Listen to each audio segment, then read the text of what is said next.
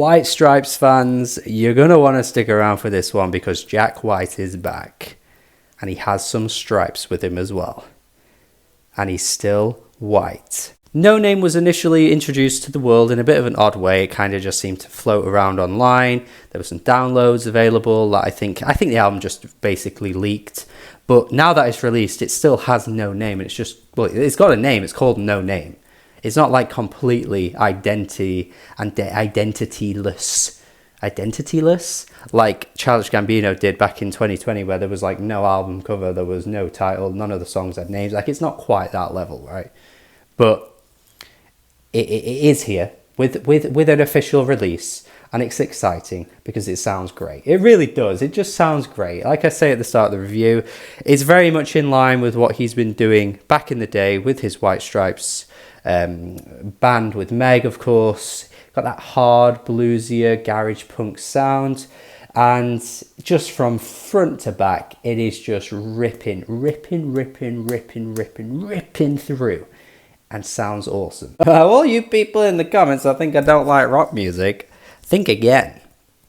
Because I like this shit. This is great. And yeah, it does kind of have that nostalgic feel for what they used to do as the White Stripes. But here's a hot take for you. Maybe this is actually as good as any album that they did back in the day. Am I allowed to say that? I don't know if I'm allowed to say that. But I kind of think I'm going to stand with it. It's going to be one of those takes that I stand with and hope that as time passes by, many people agree with me. I'd even argue that Fear of the Dawn is on the level of some of the White Stripes albums that they had back in the day. Maybe even slightly better. I'm going to go as far as that. But I know I will probably get chased, so I should calm down. Old Scratch got this bluesy, smoky sound, which I really like. The beefy garage rock drums that come through as well. It sounds awesome. The blistering, absolutely blistering Bless Yourself. The chorus just really rips through you on that track. It sounds awesome.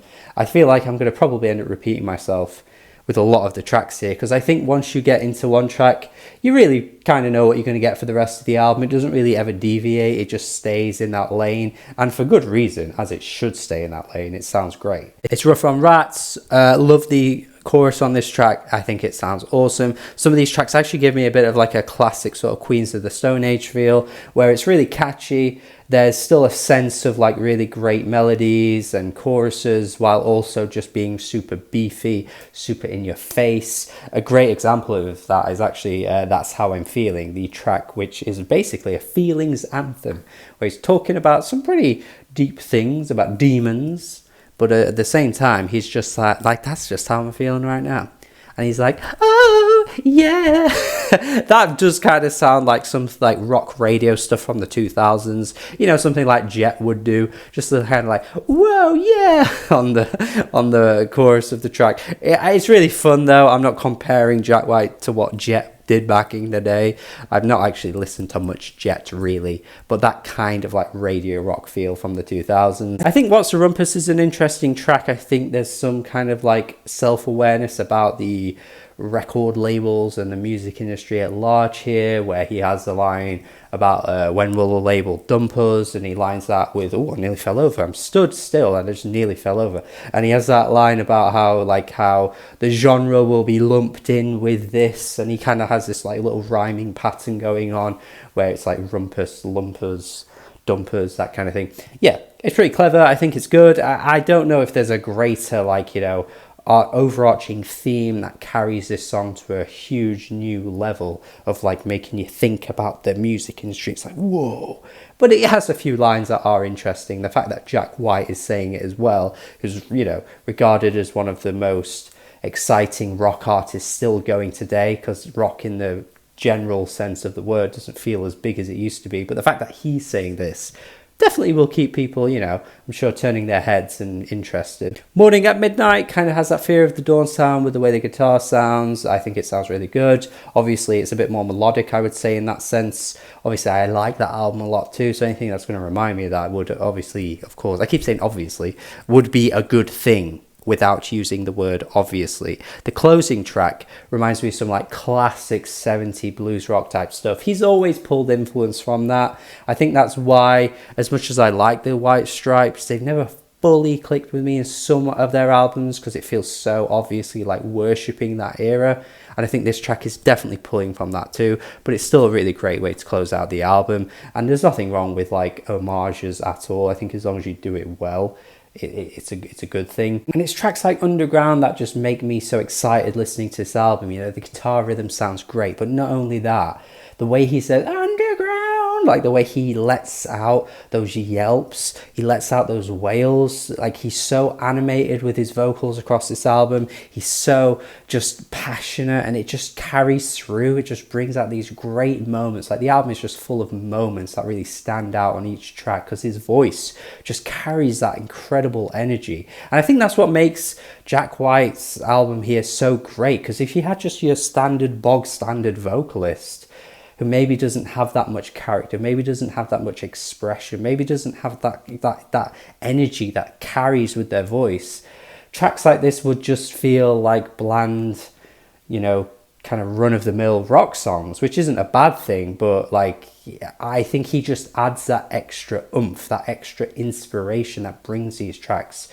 to such exciting levels for me. And that's what makes this album so great, because I feel like I could say this about every other track, but Underground just kind of captures the essence of what makes every song so exciting to listen to. And when you factor in as well that like what, he's nearly 50 now, and yet I'm saying all these things about his voice that were exactly the same back in like 2001.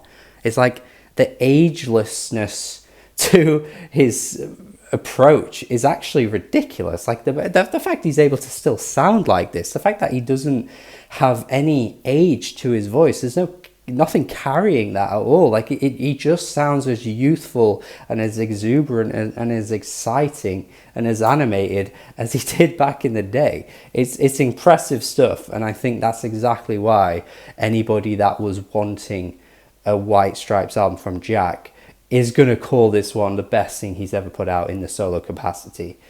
And I'm not really mad at that. I'm more than happy for people to say that, because this album absolutely rips. It's just balls to the wall, like foot on the pedal, foot on the gas all the way through, doesn't slow down, not a single like, you know, oh, let's do an acoustic ballad moment, which would be fine if it was good, but like albums like this tend to do that. But nah, he just ripped it through the whole way, and it's awesome. And sorry if there's not a huge amount of detail to this review comparatively to maybe other reviews that I do, but I just think once you hear one song, you know exactly what you're going to get throughout the whole thing. So yes, I think it's awesome. I think it's one of the best albums of the year, and I'm going to go 8 out of 10. I really think it is a great listen. I don't necessarily think there's one or two tracks necessarily throughout the album that stand out in maybe the way that we had on Fear of the Dawn. Like there were some tracks that just really stood out as being singular, whereas this album from front to back, all the quality of the album just is at the same consistent level. Not really one track stands out, not one track dips. It's just all at a really high level the whole way through. And yeah, I think it's going to be one of those where you play it and you're going to just want to listen to the whole thing from front to end. It's one of those for me. Thank you for watching this review. I think it's one of the best albums of the year. Let me know your thoughts in the comments. Do you agree with me? Do you disagree with me? Make sure you're subscribed as well. Would love to see more people in the comment sections. Maybe check out my Patreon if you're feeling very generous too. Would love to see that. Do have a good day, and goodbye.